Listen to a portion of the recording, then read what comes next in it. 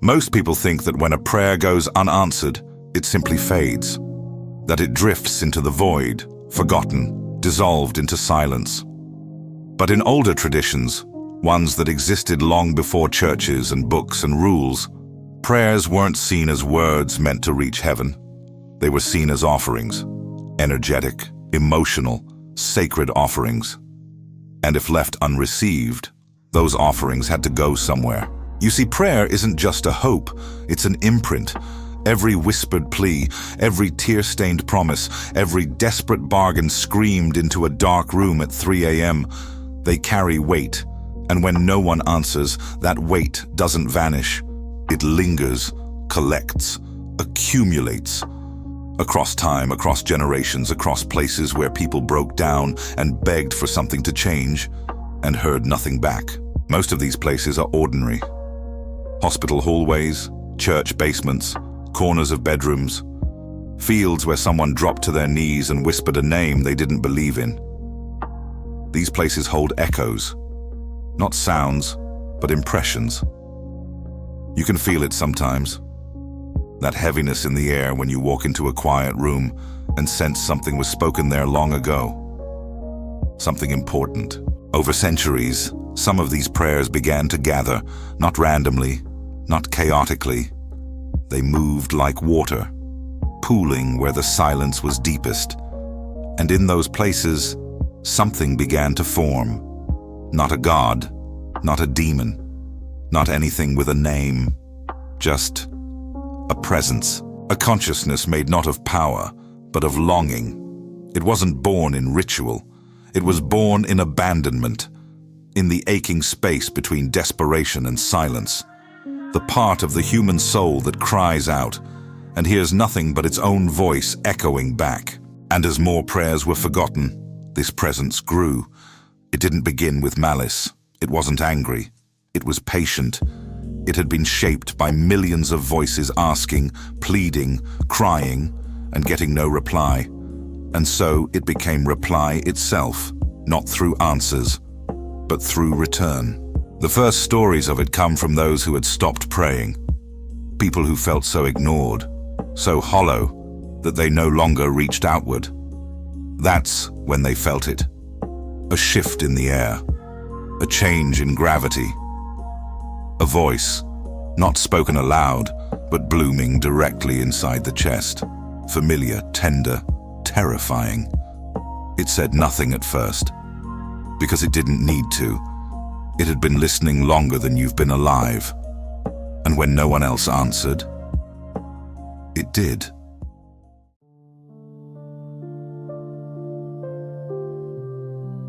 We don't talk much about unanswered prayers. Not the real ones. The ones made in desperation, not devotion. The kind whispered into the folds of a pillow, into the silence of an empty room, into a sky that never replies. These prayers are never tidy. They aren't framed by candles or temples. They aren't made from ritual. They are raw, unguarded, spoken when something inside breaks and all that's left is hope, dressed in begging. What happens to those prayers?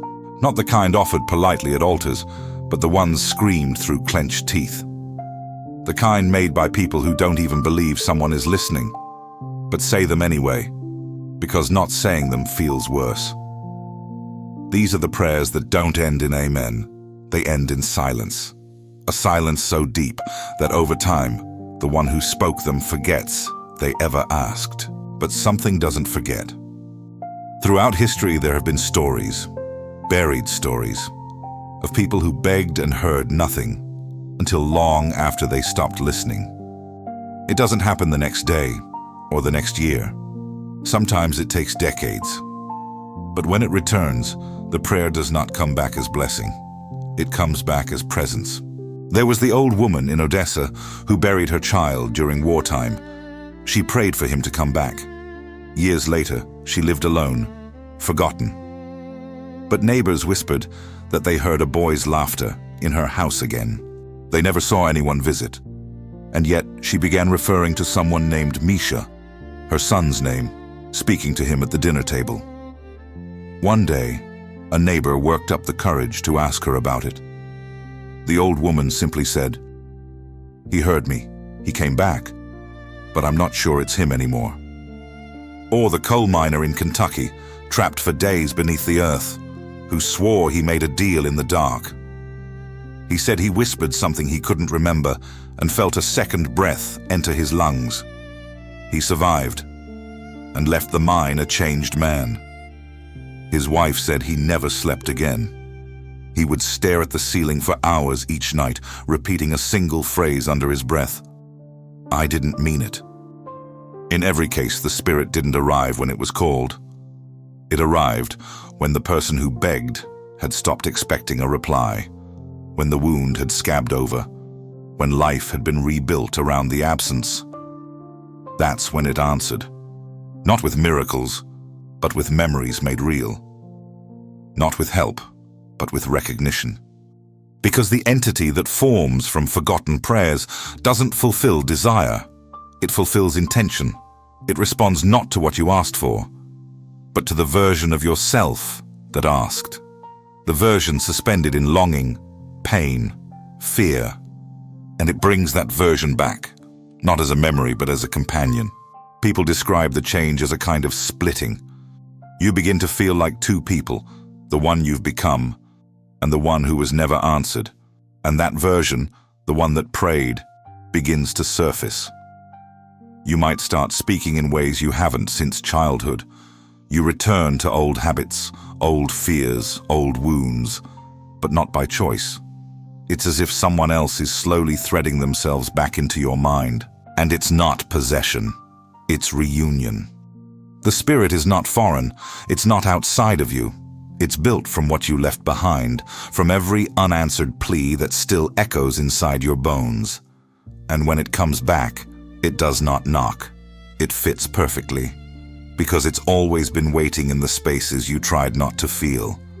And that's the true danger, because once it returns, you're not just haunted, you're whole, in a way that feels wrong, but true.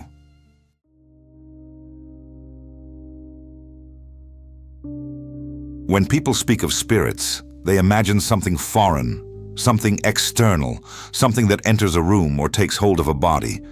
But the spirit that forms from forgotten prayers is not like that.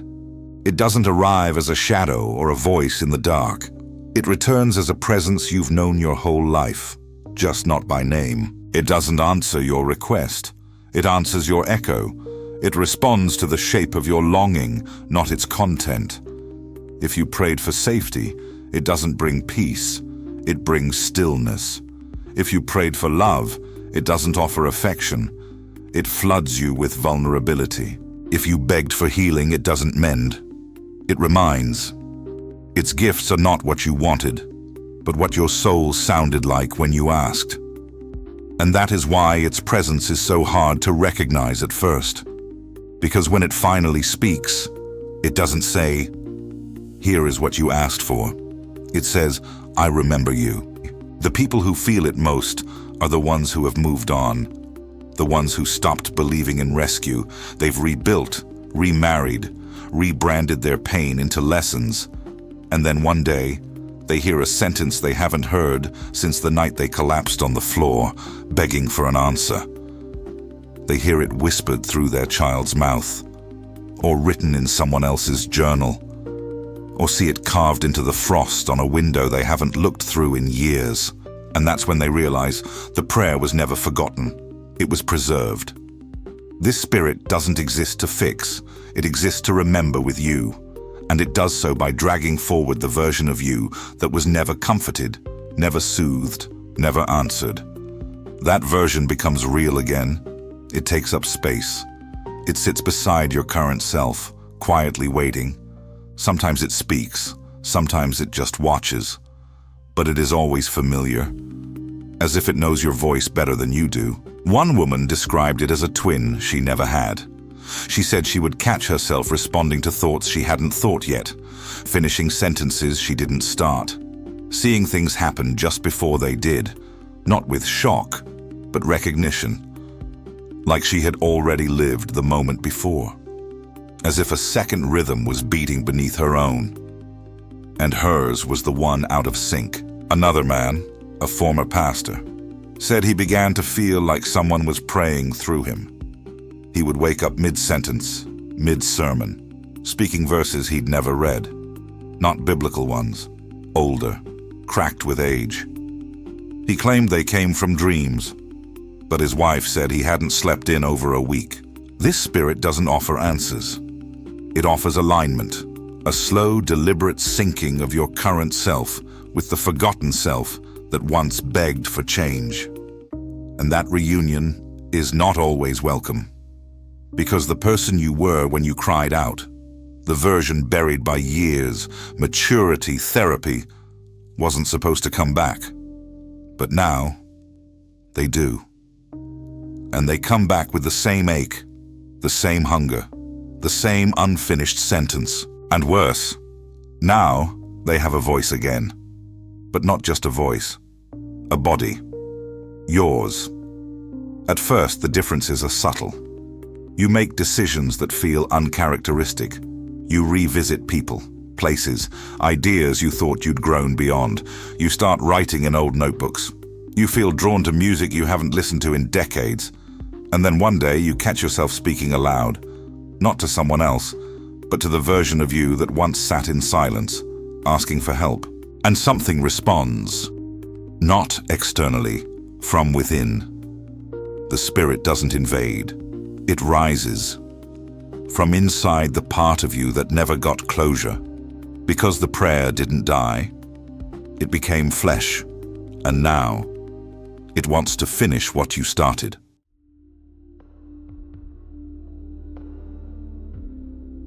This spirit isn't summoned. You can't call it with candles, chants, or offerings. In fact, the moment you try to invoke it directly, it disappears. Because it doesn't respond to intention, it responds to residue. It seeks the places where prayer has rotted into silence. It finds you in the quiet, in the unfinished spaces, in the emotional fractures that never healed, only hardened. It comes not to those who hope, but to those who stopped. Not from disbelief, but from surrender. And when it arrives, there's no dramatic moment, no gust of wind, no whisper in the dark. It makes its presence known in gentler ways, through memory, through sensation, through slow unraveling. You begin to recall moments you buried, not vivid, glowing scenes, but details. The weight of your hands the night you broke, the specific shape your breath made when you said, "Please." The air in the room, the way time froze just long enough for a part of you to die quietly. These fragments return, uninvited, and they feel less like memories and more like visits, as if you're not recalling them, but being recalled by them. You might first notice it while walking alone, staring at nothing in particular. Something in your chest pulses, not in pain, but in recognition. Something you can't name shifts inside you. Or you'll be mid-sentence and suddenly forget what you were saying, as if someone else has reached into your stream of thought and paused it. These aren't random. These are alignments, moments where the version of you that once made the prayer begins to surface again. People who felt this change describe it not as haunting, but as soft invasion. Not terrifying, familiar, like returning home after forgetting where you lived. You start to mirror the self you were when you begged. You use old habits, expressions, even voices you thought you'd outgrown.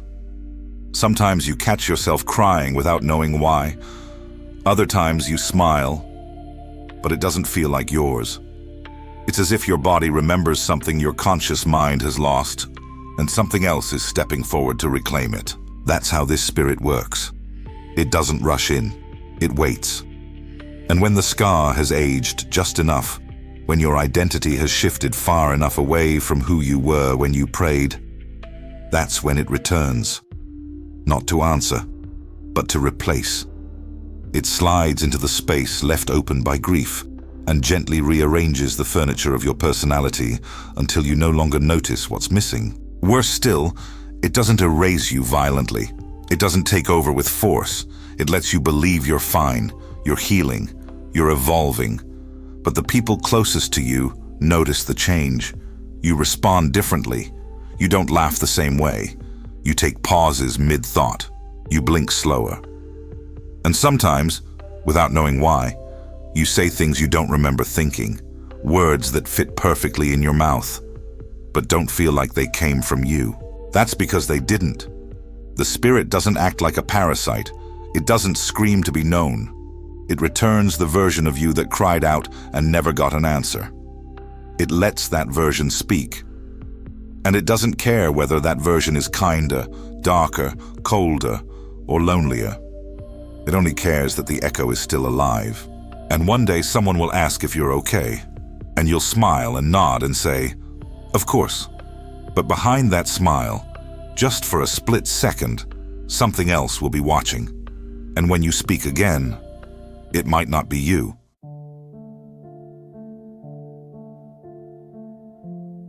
By the time the spirit has settled in, you're no longer questioning what's changed. You're questioning why you ever fought it. The shift feels natural now, not like possession, but evolution. You're more composed, more decisive, but less emotional, less connected, as if the parts of you that once begged, wept, pleaded, have been carefully filed away. That's how it works. It doesn't replace you with a stranger.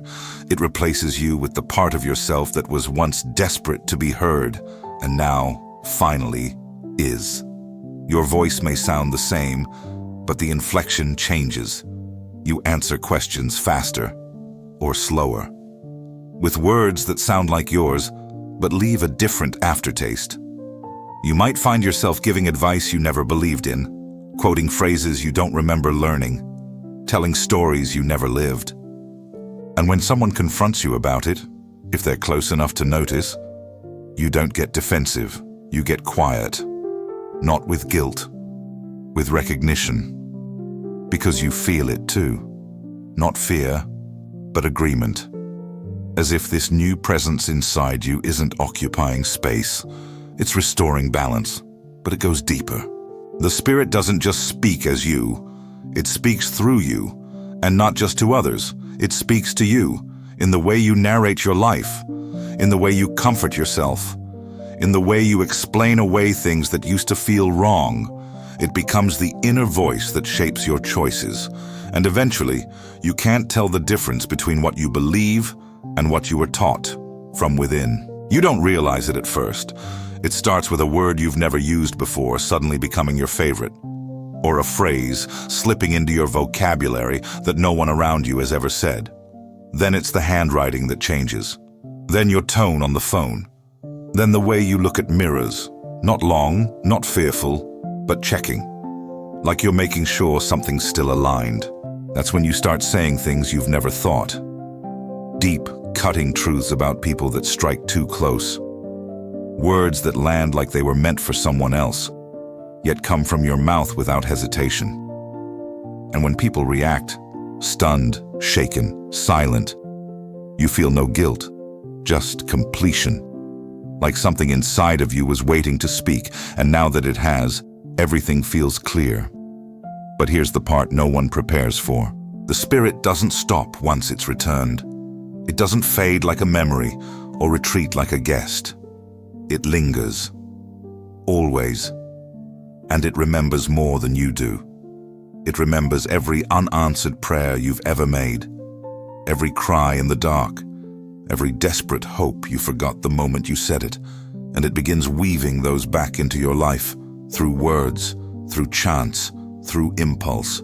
You may start noticing your hands moving before your mind catches up, writing things you didn't intend to say, making choices that feel inevitable, pushing people away with a calm, steady force, not out of malice, but because somewhere once you prayed to be left alone, and it listened. You are no longer just living your life, you are living your echo, and when you speak, it speaks too. Not loudly, not all the time. But in the moments that matter, when someone needs comfort, or when silence demands to be broken, the words that come are not yours alone. They are shaped by something ancient, something patient, something that remembered when you asked and decided it was time to answer. So if, one day, you hear yourself say something you didn't mean, stop and ask, was it really an accident? Or was it the part of you that never stopped praying, finally speaking back? If this story felt familiar, if you've ever said something that didn't feel entirely yours, leave a comment below. Tell me what you heard and who you think it was meant for. And if you want more stories like this, about the voices we forget, the spirits we carry, and the prayers that answer us too late, like this video, subscribe, and come back to the library. Some prayers were never meant to be answered, but some were always meant to return.